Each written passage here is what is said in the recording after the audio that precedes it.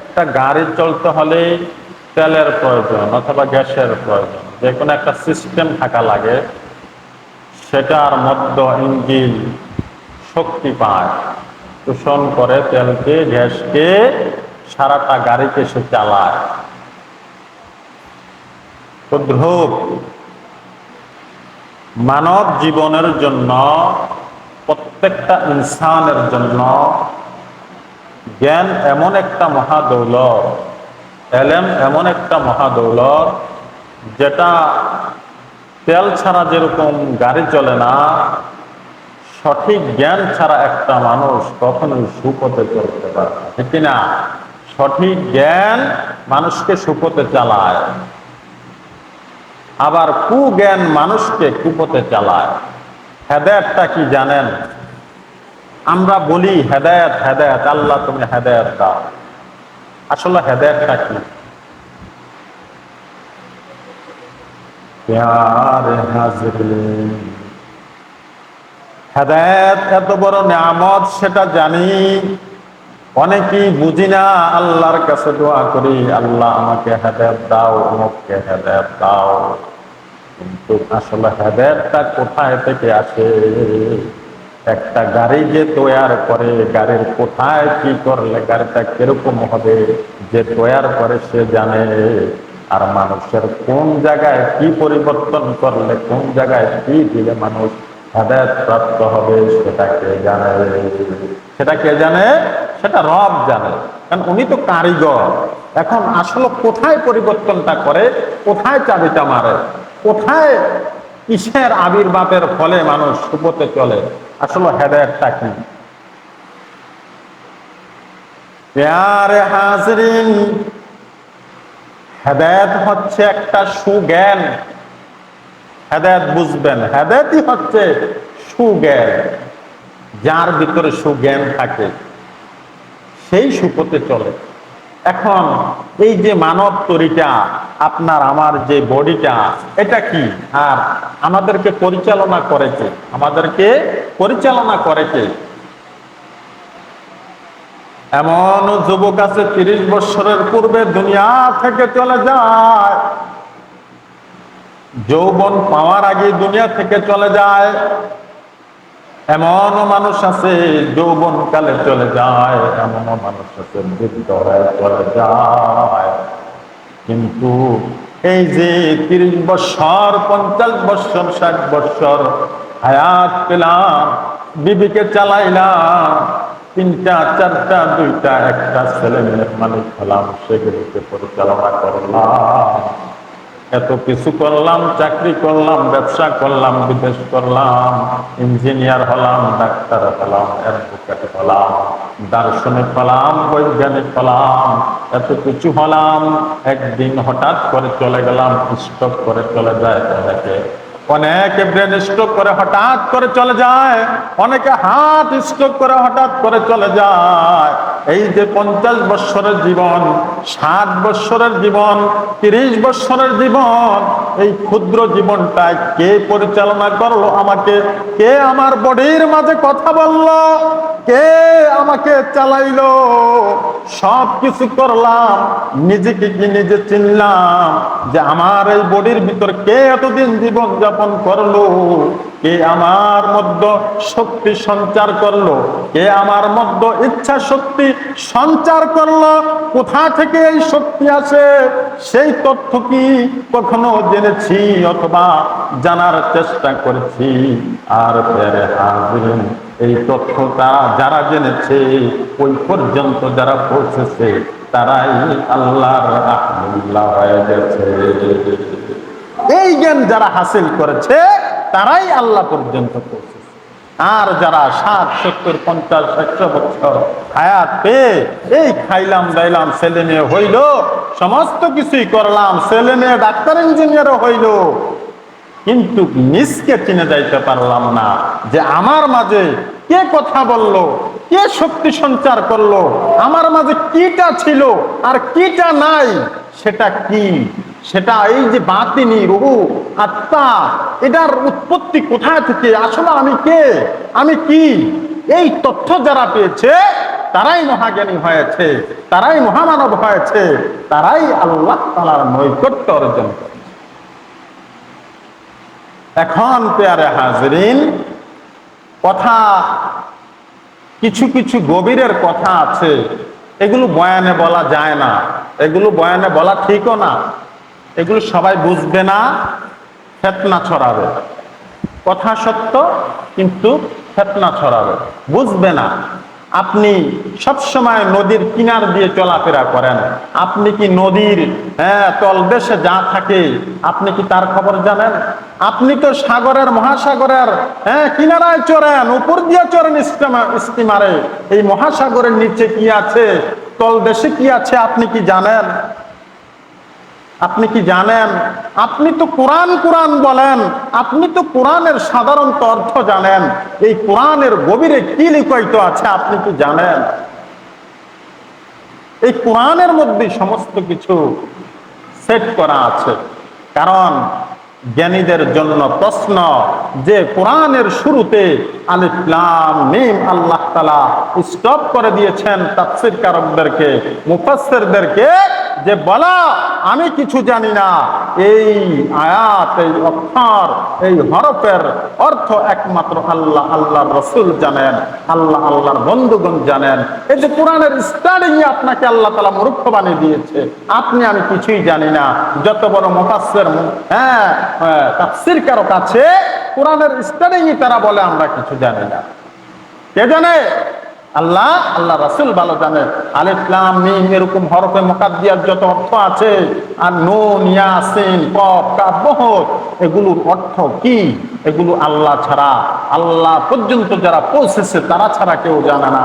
এখন এই যে এগুলি হচ্ছে আধ্যাত্মিক ইলম, ইলমে তাসাউফের ইলম, ইলমে মারিফত বলতে যেটা আমরা শুনি, সেই ইলমটাই হচ্ছে গুপ্ত ইলমটা।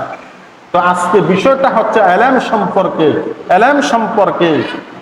এই জন্য আমি কিছু কথা বুঝিয়ে দিতে চাই যে ইলম দুই প্রকার, ইলম দুই প্রকার, একটা জাহেরি ইলম আর একটা বাতিনি ইলম, একটা দুনিয়ার ইলম আর একটা আখিরাতের ইলম, একটা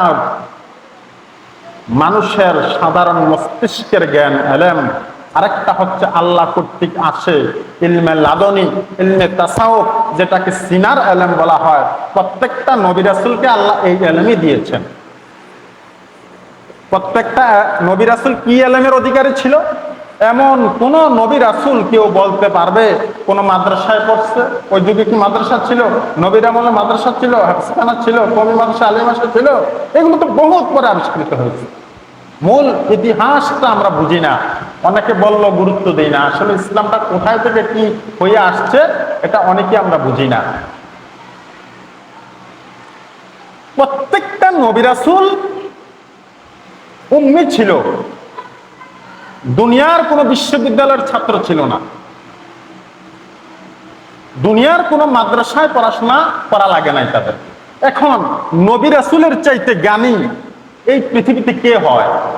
কিন্তু নবী রাসূলদের কোনো বিদ্যালয় নাই, শিক্ষা প্রতিষ্ঠান নাই, তারা কখনো কোনো মাদ্রাসায় পড়াশোনা করতে হয় নাই, কোনো কলেজ ইউনিভার্সিটিতে যেতে হয় নাই, কিন্তু তারা জ্ঞানের সর্বোচ্চ অধিকারী। এটার ঘটনাটা কি? এটাই হচ্ছে তারা আল্লাহ কর্তৃক ইলম প্রাপ্ত হয়েছে। আমাদের কিতাবের যে ইলমটা, মাদ্রাসা কলেজ ভার্সিটি ইউনিভার্সিটিতে যে ইলমটা, এটাকে বলে জাহেরি ইলম। এটা মানুষের মাধ্যমে শিক্ষা দেওয়া হয়, কিতাবাদির মাধ্যমে পড়ানো হয়। এটার মধ্যে বহুত ভুল ত্রুটি, উলট পালট, এদিক সেদিক অনেক সময় হয় থাকে। কিন্তু আল্লাহ কর্তৃক যে ইলমটা প্রাপ্ত হয় সেটা নিখুঁত হয়, সেটা নির্ভেজাল হয়। আল্লাহর এমনও গোলাম এই দুনিয়াতে আছে যারা সমস্ত কোরআন মাথায় না সিনায় নিয়ে ঘুরে, যেই কোরআনের অর্থটা চক্ষু বন্ধ করে মোরাকাবা করে, অর্থটা আল্লাহর পক্ষ থেকে ইলহামের মাধ্যমে তার মস্তিষ্কে চলে আসে, অর্থটা সে বলে দেয়। সরাসরি অনুবাদটা আল্লাহ কর্তৃক সে জানে, সরাসরি তাফসীরটা আল্লাহ কর্তৃক সে জানে। এগুলো অন্য জগতের কথা, এগুলো। আর এই ইলমটা এটাই হচ্ছে ইলমে লদুনি। কোরআন সুন্নাহর মধ্যে আল্লাহ রসুল যেটাকে বলে গিয়েছেন।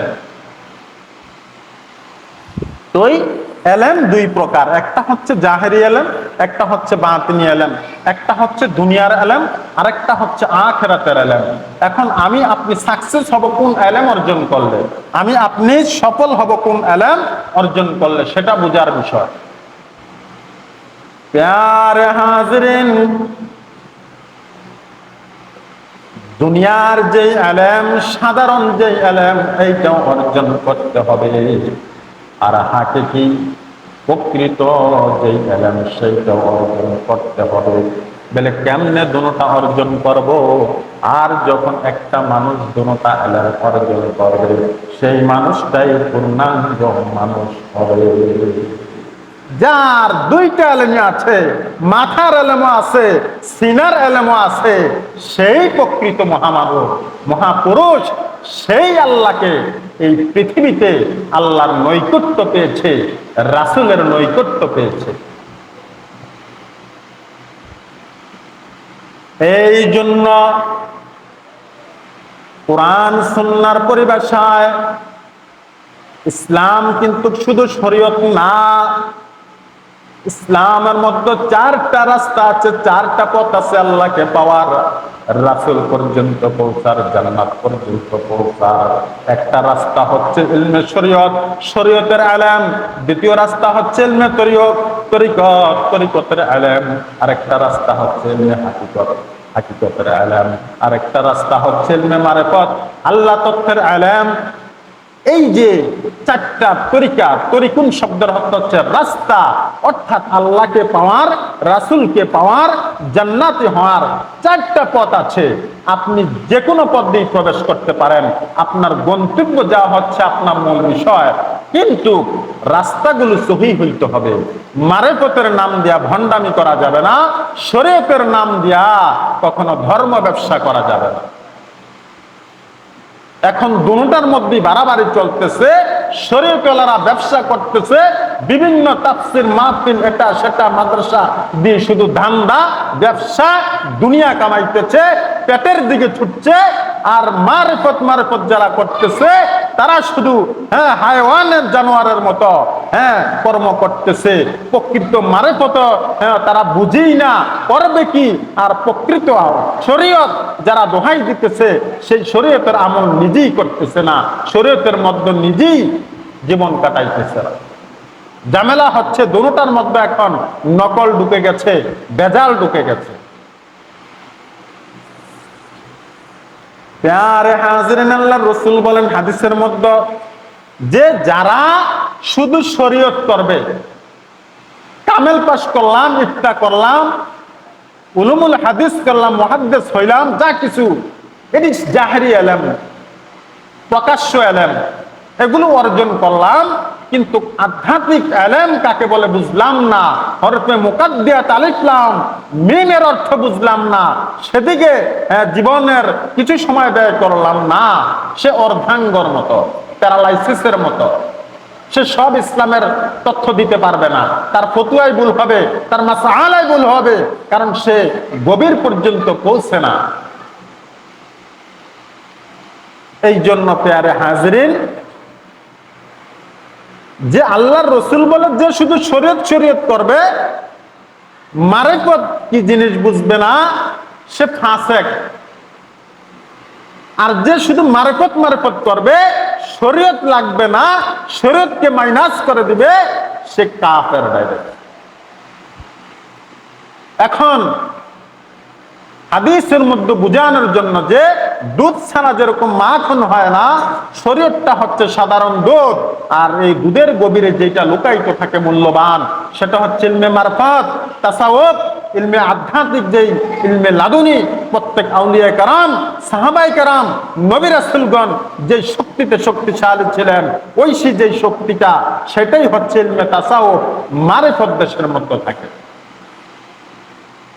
এখন তার মানে শরীয়ত বুঝে মেনে নামাজ রোজা এগুলো ঠিক রেখে যখন আমি তরিকত দেশে গমন করব, তখন আমি প্রকৃত ইসলামের স্বাদ বুঝবো। তরিকত দেখেছে দেশে ভ্রমণ করে যখন সাকসেস হব, হাকিকত দেশে যখন আমি ভ্রমণ করব, হাকিকত দেশে যখন আমি ভ্রমণ করে সাকসেস হব, তখন আমি মারিফত দেশে যখন আমি পৌঁছবো, তখন আমার আর রবের মাঝে পার্থক্য থাকবে না, নূরুন আলা নূর হয়ে যাবে। তখন বান্দার কথা আল্লাহর কথা, বান্দার হাত আল্লাহর হাত, বান্দার চাউনি আল্লাহর চাউনি হয়ে যাবে। বুখারী শরীফে বলে আল্লাহর রাসূল, এমন কিছু বান্দা আছে যাদের হাত পা অঙ্গ প্রত্যঙ্গ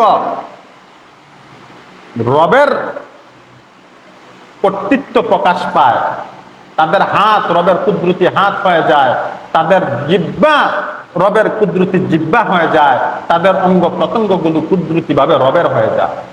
কেন? কেমনে হয়ে যায়? যখন আপনাকে জিনে ধরে, আপনাকে ধরে না, যদি কাউকে ধরতে দেখেন, জিনে যখন ধরে মানুষকে, তখন তার কথা ঠিক থাকে না, আবল তাবল কথা বলে। মাদ্রাসার ছোট ছোট ছাত্রদেরকে অনেক সময় ধরে এগুলা, তখন তার কথা ঠিক থাকে না, মানুষ বলা বলি করে তাকে জিনে ধরছে, কি বলে পরবর্তীতে সে নিজেও বলতে পারে না। যখন শয়তানে আসর করে, একটা সাধারণ মাখলুক শয়তানে আসর করলে তার দ্বারা শয়তানি যত কাজকর্ম হয়, শয়তান জীবনে কেউ দেখছেন? এই মানুষ বেশি শয়তান ঘোরাফেরা করে, মানুষের মাঝেই শয়তান, মানুষের মাঝেই ফেরেশতা, মানুষের মাঝেই এমন কিছু বিষয় আছে যেগুলো বলা ঠিক না, আধ্যাত্মিক বিষয়। কখনো শয়তান দেখেছেন? মানুষরূপী শয়তান, মানুষরূপী জিন, মানুষরূপী ফেরেশতা। যখন আপনার কর্ম পবিত্র হয়ে যাবে, ফেরেশতাই গুণ যখন প্রকাশ পাবে, আপনি নিজেই ফেরেশতা। আর যখন আপনার কর্ম অপবিত্র হয়ে যাবে, শয়তানি স্বভাব প্রকাশ পাবে, বুঝতে হবে আপনার ভিতরে শয়তান বিরাজ করতেছে, আপনাকে শয়তান চালাইতেছে। আর শয়তান দূরে থেকে আপনাকে চালায় না, আপনার বডির ভিতরে ঢুকিয়ে আপনাকে চালাইতেছে। এরকম আল্লাহ তাআলা